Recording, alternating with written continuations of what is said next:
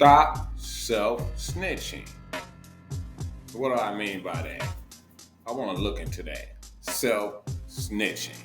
This podcast talk, the LG experience. I am your host, Mr. LG. I want to thank y'all for joining me. Ready to get it in once again, another episode. And I really wanted to talk about this subject right here. I'm not going to particularly talk about snitching itself. I want to focus on self-snitching. I got this. Oh, you know what? Before we get started, I want y'all to subscribe to this channel. Brand new podcast, startup podcast, looking to build this audience, and I'm looking to grow with the audience. So please subscribe to the channel. Click that like button. It helps the algorithm of this channel. I really appreciate that. But back to this self-snitching. I watched a criminal lawyer channel on YouTube. It's called Bruce Rivers.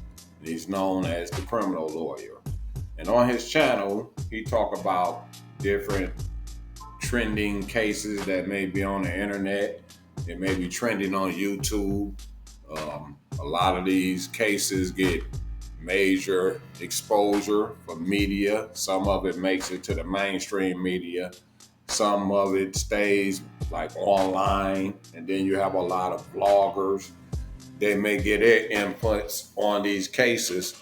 So Bruce Rivers is a lawyer that discuss different law ramifications that happen in these cases. And when you turn on his channel, he literally has a hat sitting on his desk that says, "Stop self-snitching." I want to get a couple of shout outs right now. I want to give a shout out to Lil Rika.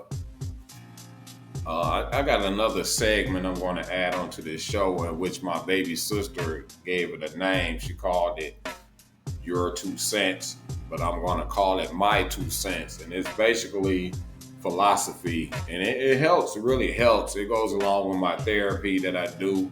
I do mild therapy online, and I pick up a lot of philosophy on the way.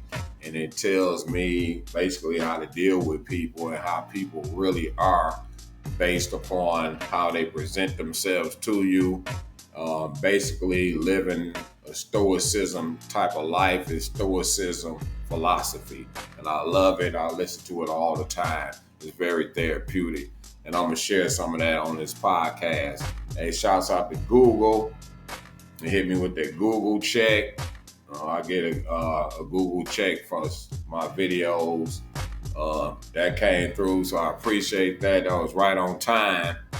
And I still want to let the audience know I will have merch coming soon, very soon. I got the merch already. I just got to get it a site up where people can make orders. And it definitely helps the channel out. I appreciate that.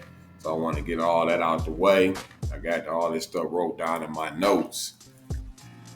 Back to self-snitching. And when you get caught up in some type of case or something, and you instantly wondering who is snitching on you. What about you? How about you snitching on yourself with your antics, especially when it comes to social media? Social media is very addictive. It's a part of life nowadays. It's wanted. In a lot of cases, it's needed. A lot of small businesses, make profits off social media. You got TikTok, Facebook, and the various social media platforms, and it all can be used for business, but it also can be addictive to revealing things about yourself. I've been guilty of getting on there saying things about people that I shouldn't be saying, things I should have kept to myself. Got on there and used that as the platform to release anger and frustration, and I shouldn't did that. Said some pretty not nice things that weren't saying things that weren't nice. And these things, when you say things, you can't take them back. And people is not going to forget how you made them feel. They're not going to forget it. They'll learn to live with it, and they may even put it in the back of their mind. But any given day, that the way you made that person feel or made those people feel, they're going to think about that moment. People just don't forget how you made them feel. They can forget the event that hurted them because of what I may have said or what somebody else may have said. But, I use social media myself to not say nice things about people. But one thing I haven't done was like self-incriminate myself, even though I don't live a criminal type of life, pretty legit life. And I try to walk around with a positive attitude, and hopefully that can rub off on other people when they encounter me. Like, I'm showing you respect when you encounter me, and I expect the same back. You want respect, you got to dish out the respect, and that's what I do. So when I look up the psychology of whistleblowing, and I got this off this website called psychologytoday.com, and it basically gives some clarification on what they think self-snitching is. And one of the paragraphs is called The Psychology of Whistleblowing. And this is very interesting, so I want you to check this out. Make sure you click that like button. The tension between these competing gossip impulses is reflected in the mixed feelings that have always surrounded those who implicated colleagues in wrongdoing. Think of all the labels we have for such people, none of which are positive. And this was, when you talk about snitching or self-snitching, it has various names for all of this. And I want to go through this little list right here that they got listed on here. And I believe that one time or another that we've all used some of these terminology. So you got snitch, you got rat, stool pigeon, tattletale, squealer, fink, double crosser, informant, narc, betrayer, and there are more. The list can goes on and on and on and on. Back when we were kids, I think that as kids you're taught not to snitch, at least the house I come from. And as kids we call that tattletale. Like the adults, they didn't want you coming to them with all the nicky-nacky tattletale type stuff. Like if it's something major, they want to know. But the little nicky-nacky tattletale type stuff, you running to tell everything, that was called a tattletale. So we've all used that terminology as kids, at least the communities I come from and the house that I come from. But a lot of this stuff are true. People do get called rats. People get called double crossers. And they got informants all over the place. There are vloggers right out there.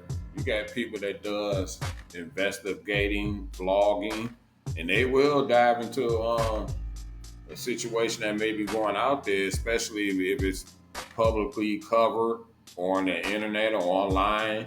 And if it's something that's major news or something that's just making the media circuit, there's vloggers out there, they will try to investigate and try to figure out what's going on. And as journalists, if you're a professional journalist, there's nothing really you really can do about that, It's like, especially if it's public information, they will look into it and they will tell you on their channel, if they know information, they will turn it over to the police. They have no problem with that. They'll tell you on their channels, like that's what they consider doing good. They want to help out.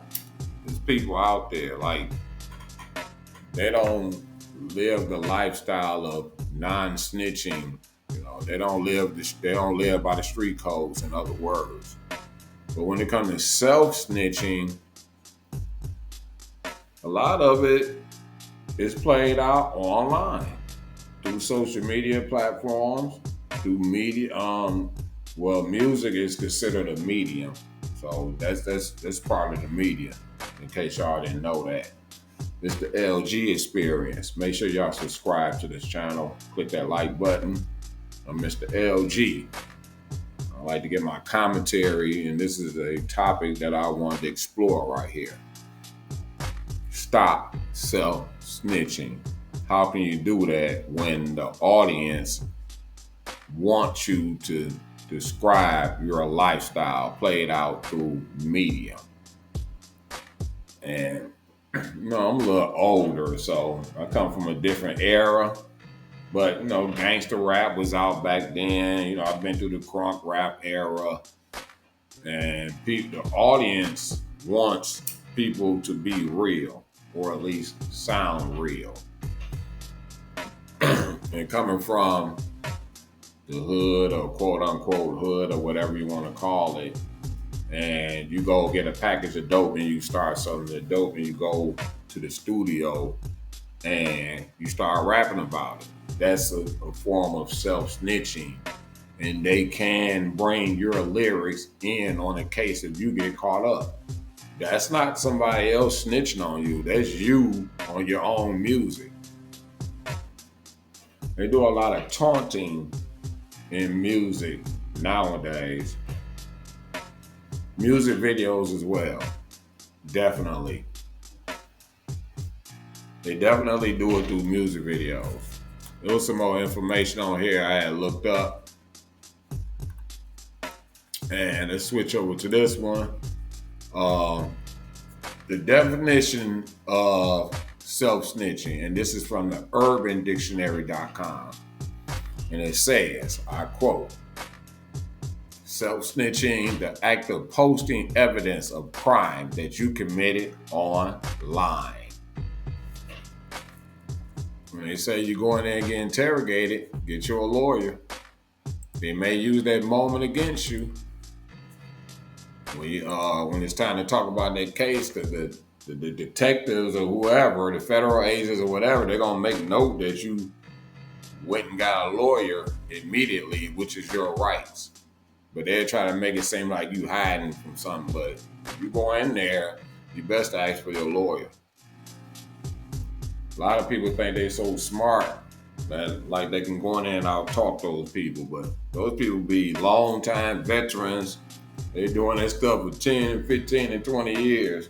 And they're used to the types, But let's go to this one right here. This is from Forbes. So, this particular article, on this paragraph, it says, rise of the self-snitchers. And it says, social media hasn't just made it more tempting to self-snitch on purpose.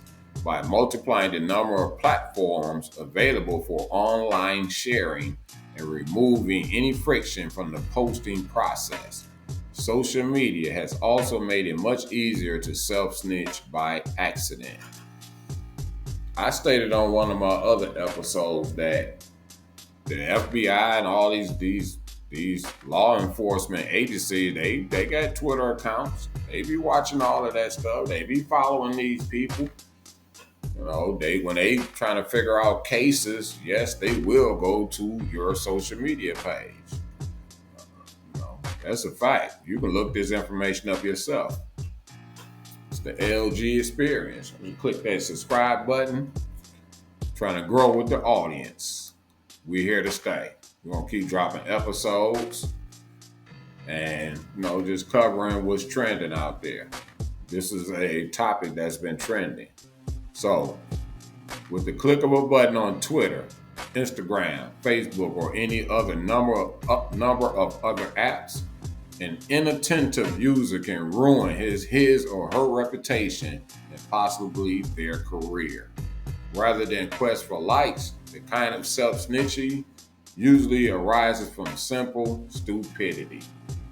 And this is from the Forbes magazine. I get a lot of I usually get financial information from Forbes. They got a good reputation when it comes to information. I look them up on YouTube and I read a lot of their articles. Because like I said, I'm into the money game, and I'm really working right now to rebuild my portfolio. Got got online today and looked up some stuff. I'm trying to reinforce some of the stuff I already got in my portfolio as we speak. So, and I got a chance to sit here and do this podcast, drop this episode. But let's go back to this article. Let's go back here, back to the article. And like I said, snitching usually arises from simple stupidity, just not thinking. You know, we think off emotions. We definitely do that. And when you're thinking off emotions, especially heated, instant emotions, we make irrational decisions. Unfortunately, running to social media is one of those things that we do. The poster boy for this kind of self-snitching is Anthony Weiner, who infamously tweeted a lewd picture of himself because he didn't understand how to send a direct message. Ted Cruz, or the staffer who ran his social media, could be a runner-up for the title. In 2017, Cruz's official Twitter account liked a pornographic tweet, setting off a flurry of speculation about sexual habits of the conservative senator. That's just some incidents that happen on social media. Yeah, they will go right to your page and try to see what your behavior is like.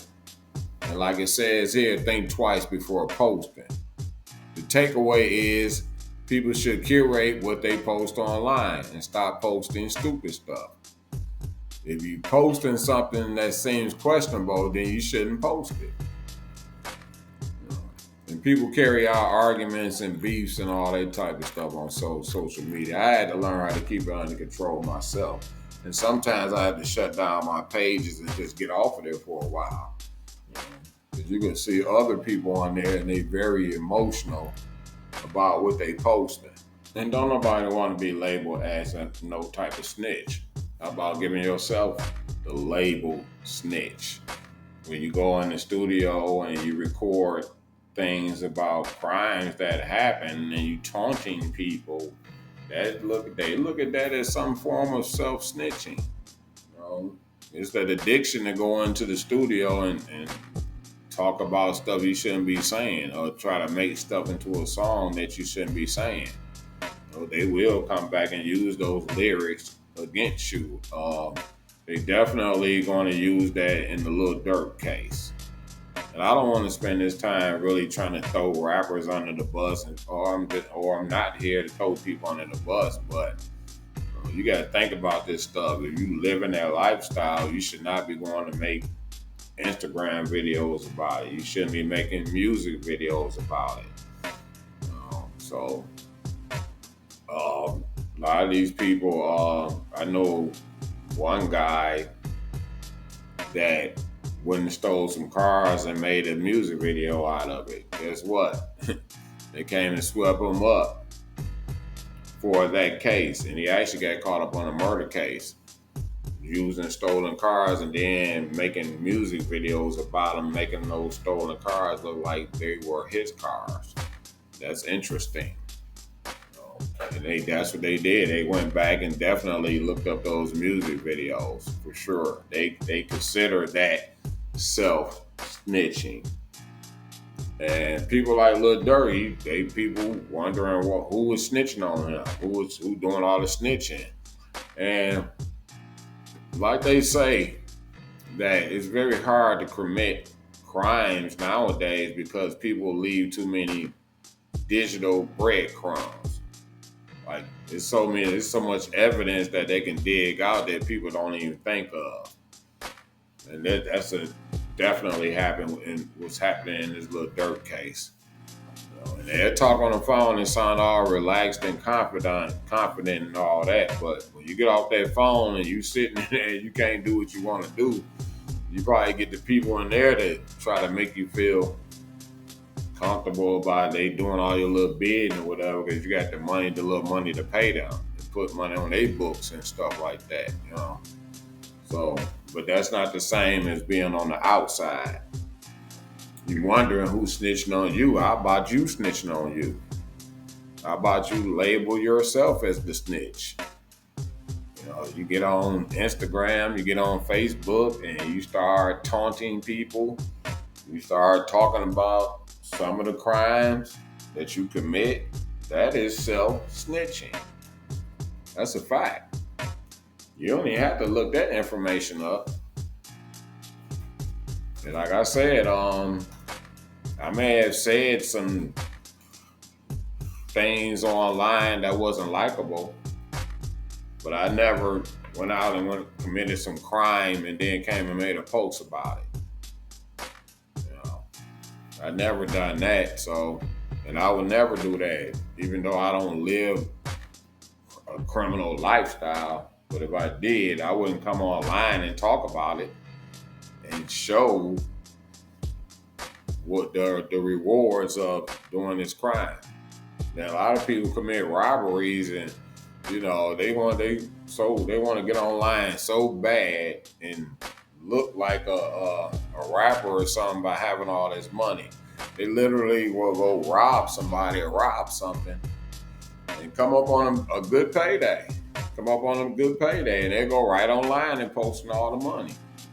That happened in the Triple X trial. If you go back and look at that trial, those guys hit a nice little lick, and they went straight to social media posting all the money. They go commit these crimes. They go commit a hit or something. Go rob a bank or something like that, or go rob something, and they'll come right on social media and start flashing all the money. And people want to look at that like, where you get all this money from all of a sudden? People can tell if you got some money all of a sudden. Especially if people see you on a daily basis and you're a person, you've been in your hood your whole life, so everybody in the hood knows you. Everybody in the hood knows your struggles because you more than likely share those struggles with those people in the hood. They know what you're all about.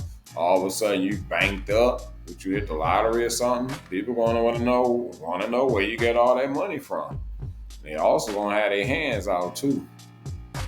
That's for sure. Their hands out like, hey, let me get a couple of them dollars.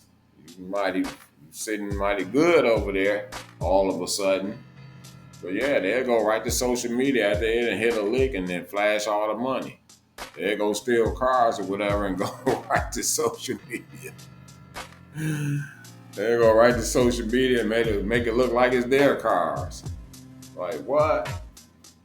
Yeah, that's a fact, man. That's crazy. But y'all can check out Bruce Rivers. He cover a lot of stuff. Like I said, he give the law ramifications of what can happen in some of these cases. Real smart guy. He's been a criminal lawyer for a lot of years, very experienced in that field. And there's other people on there that actually looks into these type of things, but they say a lot of it is due to self-snitching, what you post online. You can't go pick up a big shipment of fentanyl and then come make a song about it. When you finally get caught up, if you ever get caught up I'm not hoping people that get caught up in cases, but if you ever get caught up, guess what they're going to do? They're going to go right back to them songs you made and be like, oh, so you've been doing this, huh? That's when you want to make it seem like it's just entertainment. But yeah, that's what it is, though. And a lot of people think that, people live the hard lifestyle and they boast about it. But when they actually catch the cases, as soon as they get behind them bars, they start thinking about it. It's like every man for themselves then. So, that's what I say. Watch what you're posting online. That's probably the most important thing. Self-incrimination, it can be used against you. I just wanted to take this time and look at this topic right here. the LG Experience. Make sure you click that subscribe button. I will be back with more content. And as I get up out of here, I just want to say in peace and love, but I do want to add my 2 cents. And today, my 2 cents is no amount of success can compensate for failure at home. No amount of success can compensate for failure at home. Let that sink in. Y'all think about that. Some of that philosophy. Peace and love.